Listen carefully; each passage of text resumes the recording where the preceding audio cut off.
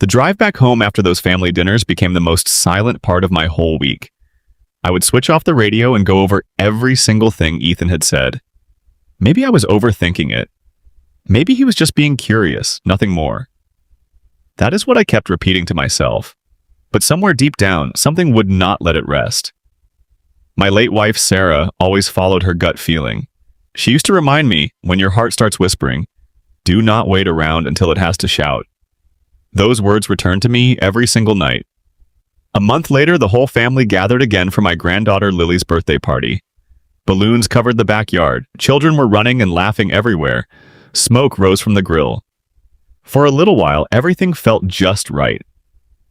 Then, right as everyone sat down to eat, Ethan turned to me with that familiar smile and asked, "Michael, have you ever considered simplifying your will for the family's sake? It would spare everyone a lot of hassle."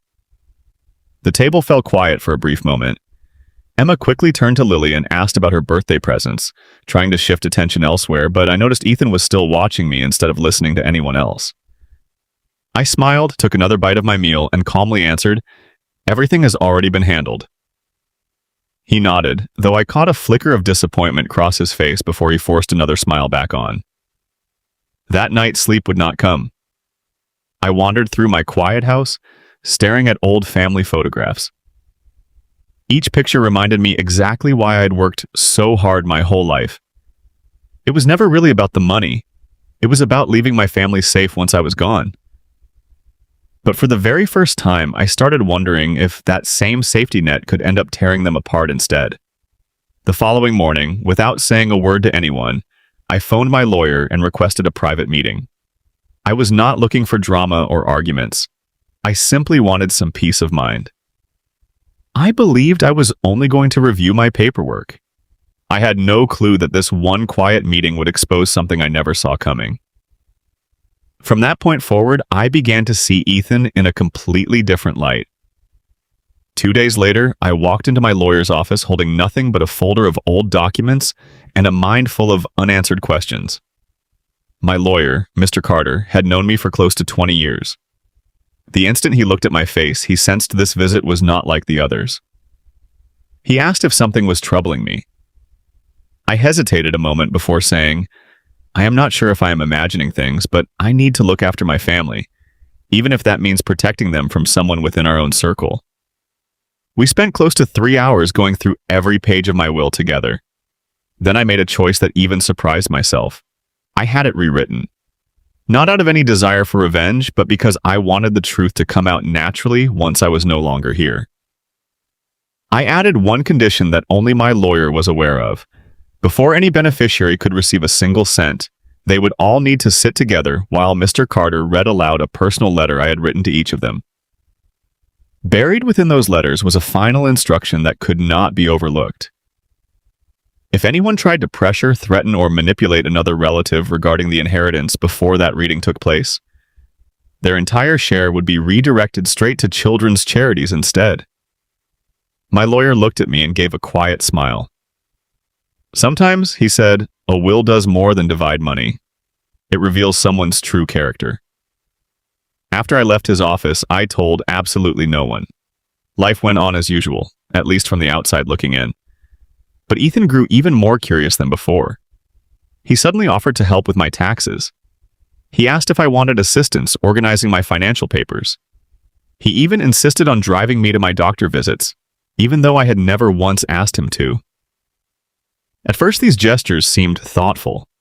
Yet somehow every conversation circled back to my property, my savings, or my plans for the future. The kindness no longer seemed genuine. It felt rehearsed and calculated. With each week that passed, I grew more confident that my quiet decision at the lawyer's office had been the right call. I still hoped I was mistaken about him, but a far bigger surprise was already on its way for all of us. Months went by and I never breathed a word about the new will to anyone. I wanted things to feel normal again, but they never quite did. Ethan became unusually devoted. He called more frequently than my own relatives did. He brought groceries nobody had asked for. He kept insisting on repairing things around my house, even when nothing needed fixing. Anyone observing from outside would have called him the ideal son-in-law. I nearly convinced myself I had misjudged him entirely, but every kind gesture ended the exact same way. Before leaving, he always slipped in one more question about my future. Have you given any thought to selling the lake house? Are you still meeting with your lawyer regularly? Is everything organized properly now? His tone always sounded casual, but it never once felt that way to me. One evening, Emma stayed back after dinner while Ethan took Lily home. She looked completely worn out. After a long pause, she quietly confessed that Ethan had been asking her private questions as well. He wanted to know the value of my house, my investments, even my life insurance policy. She said she always changed the topic because it made her deeply uncomfortable. Hearing that shattered something inside me. My daughter was not protecting any money. She was protecting me. I pulled her into a hug and simply told her, "You never have to answer questions that do not feel right to you." I never mentioned the new will to her. I wanted her to remain completely separate from all of it. About a year later, my health suddenly took a turn. Nothing too severe, just enough to worry the family. Ethan came to visit almost every single day. He smiled, brought soup, and asked if I needed anything at all. But I could not ignore the look in his eyes whenever our conversation drifted toward my future. Then, one quiet afternoon, I got a call from Mr. Carter. His voice stayed calm, but his words froze me in place. "Michael," he said, "someone reached out to my office asking detailed questions about your will, and it was not you." My stomach sank instantly. I already knew exactly who that had to be. From that moment forward, I understood this was no longer just suspicion.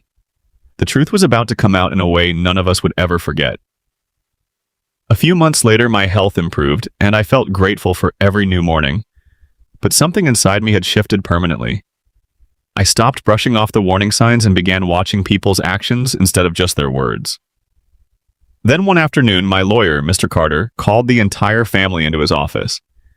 He explained that I wanted everyone gathered because there was something important they all needed to hear together. I sat quietly toward the back of the room without saying much at all.